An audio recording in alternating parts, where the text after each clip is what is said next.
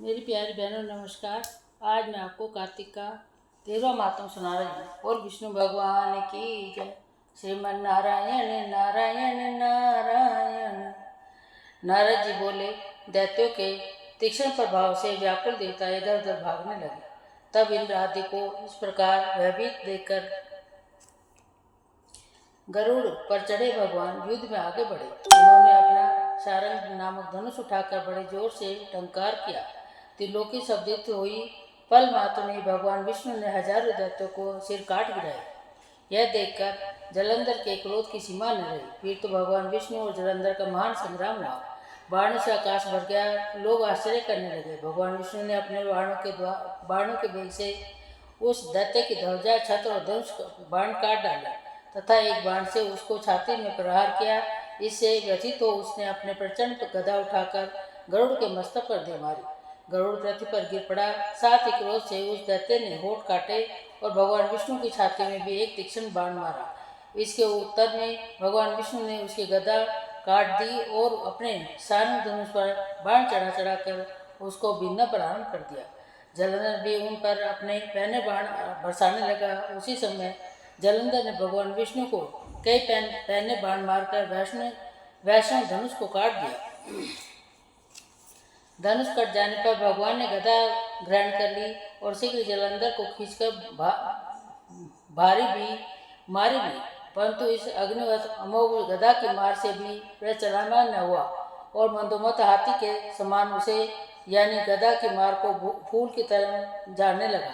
साथ ही उस युद्ध में दुर्मद ने अत्यंत क्रोध होकर एक अग्निमुख त्रिशूल उठाकर विष्णु पर छोड़ दिया। भगवान विष्णु ने शिव के चरणों में स्मरण कर नंदक नामक त्रिशूल से उसके त्रिशूल को छेद दिया। जलंधर ने झटक कर भगवान विष्णु की छाती में एक मुक्का मारा। उसके उत्तर में भगवान विष्णु ने भी उसकी छाती पर अपनी मुष्टि का प्रहार किया। फिर दोनों घुटने टेककर बाहु और मुष्टियों से बाहु युद्ध करने लगे। कितनी देर तक भगवान विष्णु और उसके साथ युद्ध करते रहे। वह कुछ भ्रमित से हो गए। तब सर्वश्रेष्ठ मायावी भगवान ने उस दैत्यराज से मेघ वाणी से बोले, हे रणदुर्मुन दैत्य श्रेष्ठ, तू धन्य है जो इस महायुद्ध में इतने बड़े बड़े आयुधों से भी भयभीत न हुआ। तेरे इस युद्ध से मैं बड़ा प्रसन्न हूँ। तो चाहे जो मांग मैं अदेय वस्तु भी आज तुझको दे दूंगा। मायावी भगवान विष्णु की ऐसी वाणी सुनकर जलंधर ने कहा, हे भाऊ, यदि आप मुझ पर प्रसन्न है तो यह वर दीजिए कि आप मेरी बहन के साथ तथा अपने सारे कुटुंबों से मेरे घर पर निवास करें। नारद जी कहते हैं, इसके ऐसे वचन सुनकर भगवान विष्णु को खेद तो हुआ, किंतु उसी क्षण में उन देवेश ने तथास्तु कह दिया। अब भगवान विष्णु सब देवताओं के साथ जलंधर के में जाकर निवास करने लगे। जलंधर अपनी बहन लक्ष्मी और देवताओं सहित भगवान विष्णु को वहां पाकर बड़ा प्रसन्न हुआ। फिर भी देवताओं के पास जो रतन आदि थे उनके स्थानों पर दैत्य को स्थापित कर जलंधर पृथ्वी पर आया। निशुंभ को पाताल में स्थापित कर दिया और देव दानव यज्ञ गंधर्व सब राक्षस मनुष्य आदि सबको अपना वशीवर्त बनाकर त्रिभुवन पर शासन करने लगा। उसने धर्म अनुसार सुपुत्रों के समान प्रजा का पालन किया। उसके धर्मराज में सभी सुखी थे। बोले विष्णु भगवान की जय। 14वां अध्याय। नारद जी बोले, हे राजन, तब इसको इस प्रकार धर्मपूर्वक राज्य करते देख देवता शुद्ध हो गए। उन्होंने देवाधिदेव भगवान शंकर का मन में स्मरण करना आरंभ कर दिया। कितनी प्रकार से स्तुति की। तब भक्तों की कामना पूर्ण करने वाले भगवान शंकर ने नारद जी को बुलाकर देव कार्य करने की इच्छा से उनको देवपुरी भेजा। शंकर भगवान नारद भगवान शंकर की आज्ञा से देवपुरी में गए। इंद्र आदि सभी देवता व्याकुल होकर शीघ्रता से उठकर श्री नारद जी की स्तुति करने लगे। उत्कंठा भरी दृष्टि से सबने नारद जी की ओर देखा।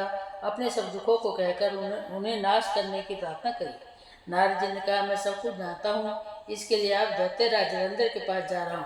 ऐसा कहकर और देवताओं को आश्रित कर श्री नारद जलंधर की सभा में आए। जलंधर ने श्री नारद जी के चरणों में पूजा करके हंसते हुए कहा, हे ब्राह्मण, कहिए आप कहाँ से आ रहे हो? कहाँ पर आपने क्या क्या देखा है? यहाँ कैसे आए? मेरे युग की जो सेवा है उसकी आज्ञा दीजिए।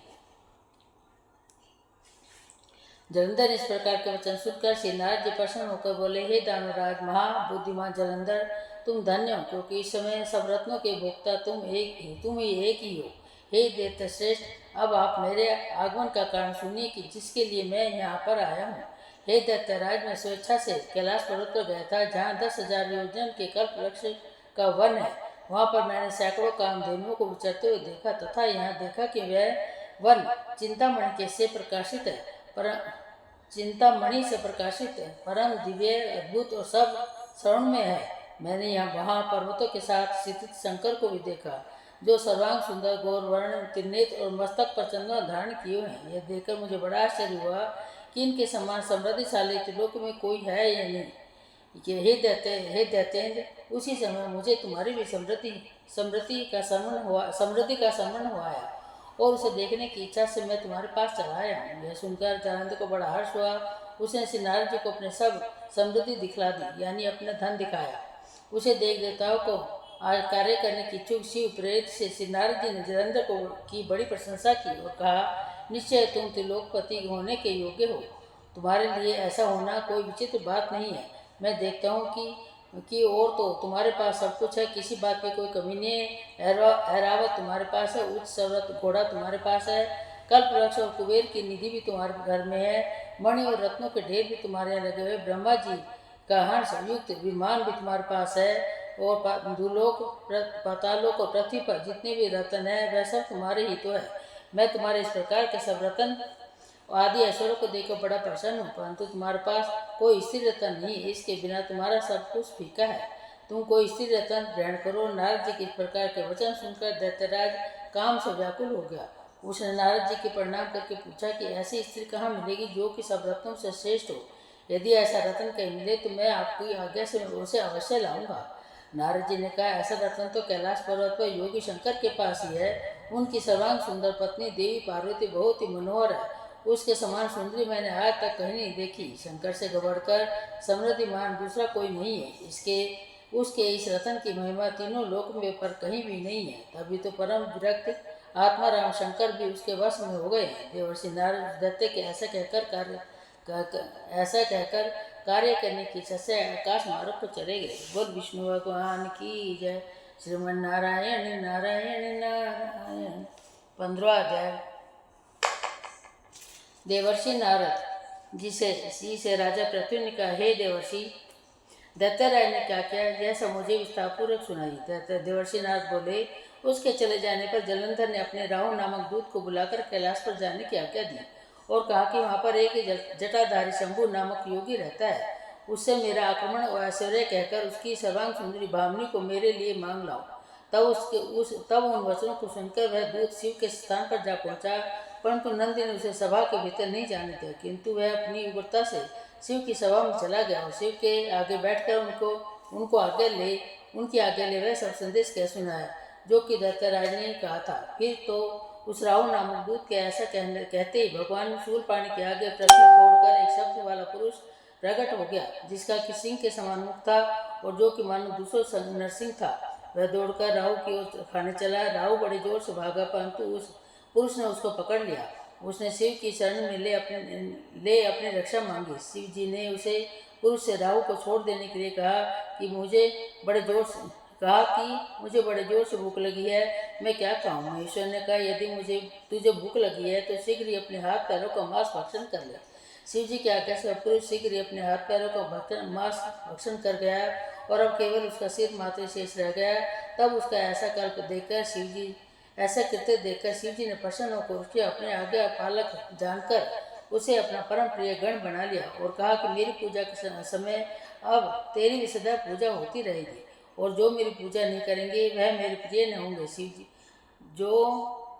जो मेरी पूजा नहीं करेंगे वह मेरे प्रिय न होंगे। शिव जी के से ऐसा वर मांगकर उस पुरुष को बड़ी प्रसन्नता हुई। उस दिन से वह शिव जी के द्वार पर सतकीर्ति मुख नामक गण होकर स्थित रहने लगा। बोल विष्णु भगवान की जय। श्रीमन नारायण नारायण नारायण। 16वां अध्याय। राजा पृथ्वी ने कहा, नारद जी, यह तो आपने महाप्रभु शंकर की बड़ी अद्भुत कथा सुनाई है। कृपा कर आप यह बताइए कि उस समय राहु उस पुरुष से छूटकर कहाँ गया। जब राजा पृथ्वी ने देवर्षि नारद से ऐसा प्रश्न पूछा तो देवर्षि ने कहा, उससे छूटने पर वह बर्बर नाम से विख्यात हो गया और मानो नया जन्म पाकर उसने अपने आप को धन्य माना तथा वह धीरे धीरे जलंधर के पास गया। वहां जाकर उसने शंकर जी की चेष्टा कही। उसे सुनकर दैत्यराज को बड़ा क्रोध आया और उसने सब दैत्यों को सेना सजाने की आज्ञा दी। कालने में शुंभ निशुंभ आदि सभी महाबली दैत्य तैयार होने लगे। एक से एक महाबली दैत्य करोड़ों की संख्या में निकलकर युद्ध के लिए संबद्ध हो गए। महाप्रतापी सिंधु पुत्र शिवजी से युद्ध के लिए निकला। उसने आगे महर्षि शुक्र और छिन्न सिर राहु हुआ। महर्षि शुक्र और छिन्न सिर राहु हुआ। फिर तो उसी समय जलंधर को मुकुट खिसककर पृथ्वी पर गिर पड़ा। आकाश में मेघ छा गए और बड़े अपशुकन हुए। उधर इंद्र आदि सब देवता ने इकट्ठे होकर कैलाश पर जाकर शिव जी के पास पहुंचकर सारा वृत्तांत कहा और यह भी कहा कि आपने जलंधर से युद्ध करने के लिए जो भगवान विष्णु को भेजा था वह वशीभूत हो गए तथा लक्ष्मी से जलंधर के अधीन होकर उसके घर में निवास करते हैं। अब देवताओं को भी उसके यहाँ निवास करना पड़ रहा है। अब यह सागर पुत्र आपसे युद्ध करने के लिए आ रहा है, अतः आप उसे मारकर हमारी रक्षा कीजिए। देवता से सब कुछ सुनकर शंकर जी ने भगवान विष्णु से पूछा, हे ऋषिकेश, युद्ध में आपने जलंधर को संहार क्यों नहीं किया और वैकुंठ को छोड़कर आप उसके घर कैसे चले गए? यह सुनकर भगवान विष्णु ने हाथ जोड़कर नम्रतापूर्वक शंकर से कहा, उसे आपका अनशिवा व लक्ष्मी का भाई होने के कारण नहीं मारा है। वह बड़ा ही वीर और देवता से अजय है। मैं सत्य कहता हूँ कि उसे कोई भी नहीं मार सकता। इस पर मुग्ध होकर मैंने स्वयं उसके घर में रहने का वर दे दिया है और इसी कारण मैं उसके घर में रहता हूँ। हे शिववर विष्णु, आप ये क्या कहते हैं? उस देवता जलंधर को मैं अवश्य मारूंगा, इसमें कुछ भी संदेह नहीं है। अब आप सब देवता जलंधर को मेरे द्वारा मरा हुआ जानकर अपने स्थान को जाइए। जब शंकर जी ने ऐसा कहा तो सब देवता संदेह रहित होकर अपने स्थान पर चले गए।